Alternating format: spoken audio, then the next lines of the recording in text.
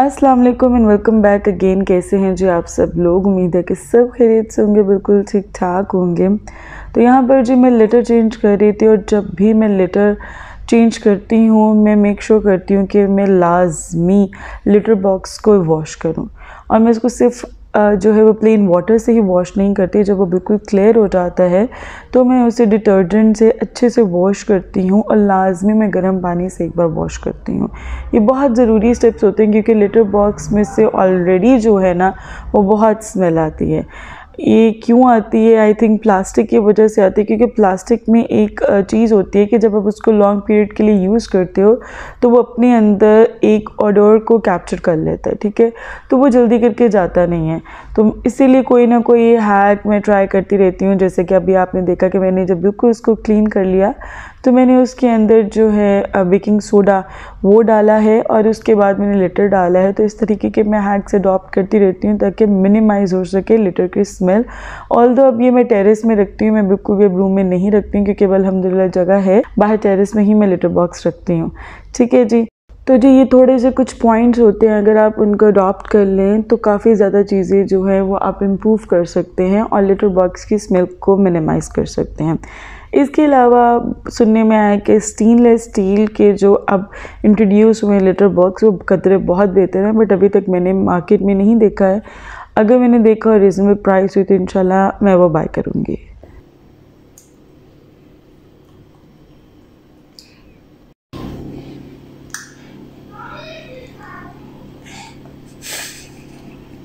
और जो यहाँ पर मैंने अभी केक जो है बेक किया था और फिर मैंने फास्टिंग की और अभी मैं पीसेस करके बॉक्स के अंदर डाल ही रही थी कि आपको पता है अभिया साथ साथ होती हैं मेरे, तो अभिया ने चखना शुरू कर दिया। इतने मज़े से इंजॉय कर रही थी कि मैंने उसको रुक करना टोका भी नहीं। मैंने कहा चलो जो करे और मैं उसको कैप्चर करती हूँ।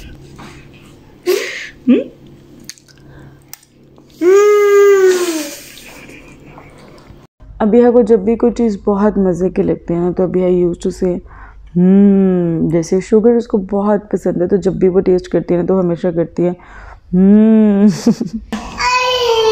इधर देखो मेरी तरफ देखो, क्या बात है।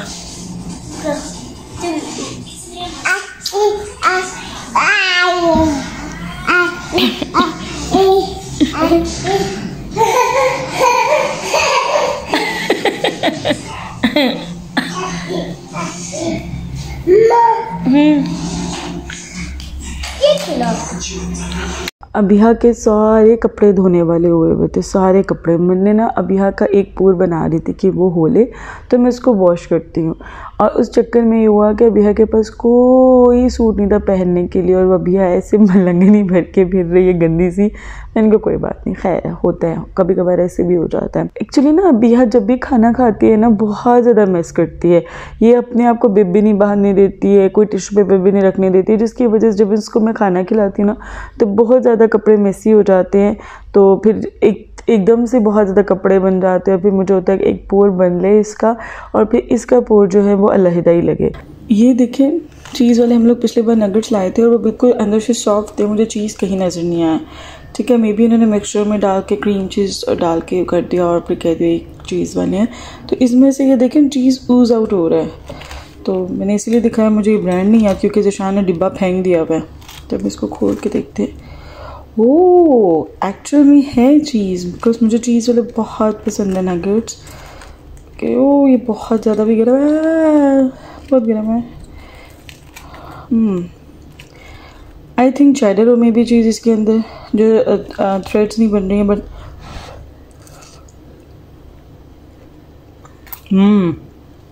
यम्मी है, बहुत यम्मी है। ज़िशान की ना नाइट शिफ्ट थी और सुबह उन्होंने आना था और फ्रिज में सालन ख़त्म हो चुका हुआ था।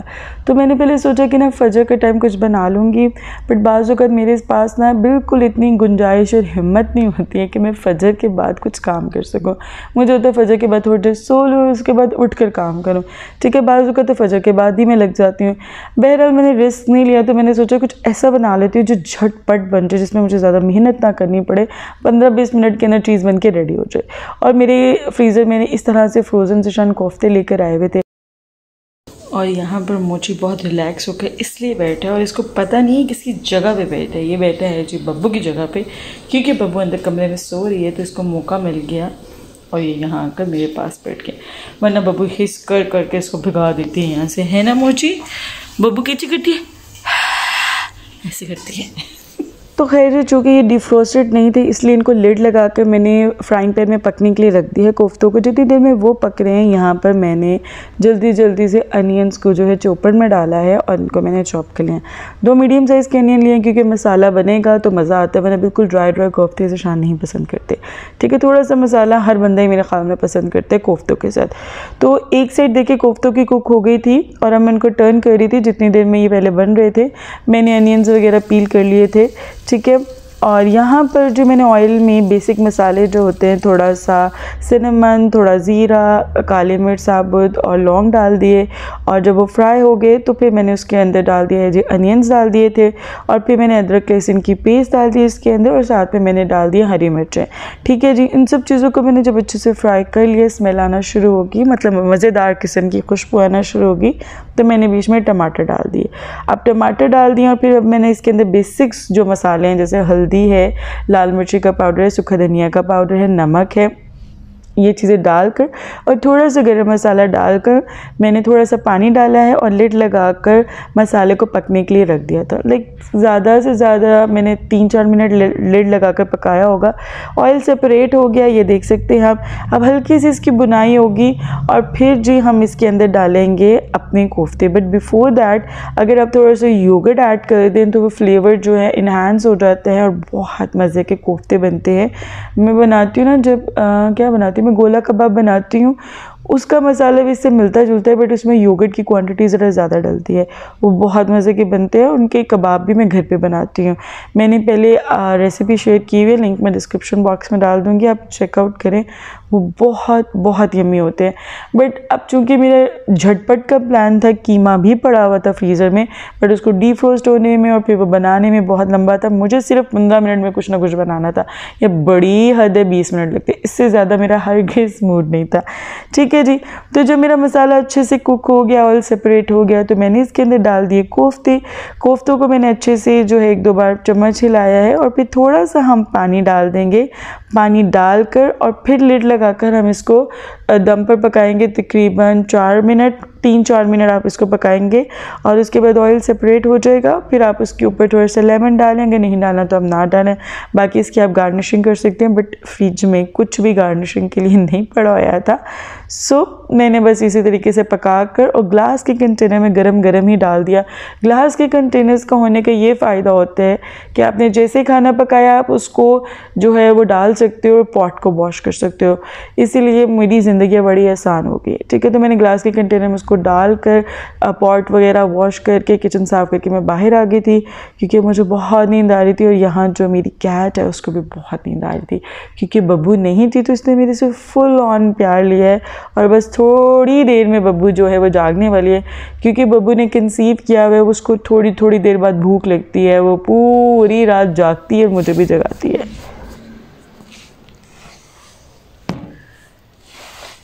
और हमेशा की तरह मोची की भरपूर कोशिश है कि बब्बू को टीज़ किया जाए और बब्बू का कॉन्फिडेंस लेवल तो आप देख ही सकते हैं। एक उसके अंदर ना अजीब सा कॉन्फिडेंस है कि ये मेरा घर है तो मुझे कुछ नहीं कह सकते हो, और हमेशा मोची की कोशिश होती है कि उसको टीज़ करना।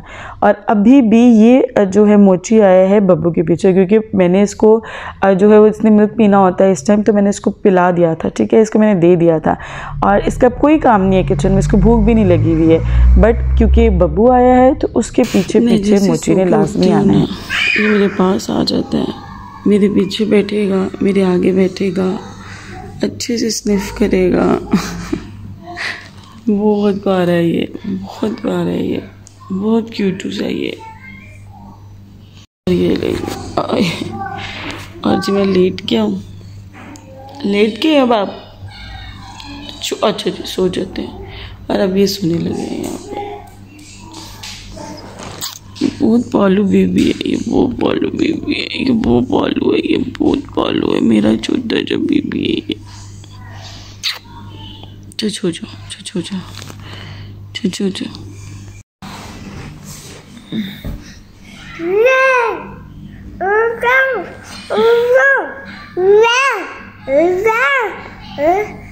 और जैसे ही मैं रूम से बाहर आती हूँ 9 कैट्स मेरे साथ चिपक जाती हैं और ये मुझे किचन तक लेकर जाते हैं। फिर इन्हें मैं मील सर्व करती हूँ। मोचे को जो है मैं बाहर सर्व करती हूँ और बब्बू को मैं अंदर, क्योंकि फिर इन दोनों की बड़ी लड़ाई शड़ाई होती है। ठीक है दी, तो ये था जी आज का व्लॉग। उम्मीद है कि आपको पसंद आया होगा।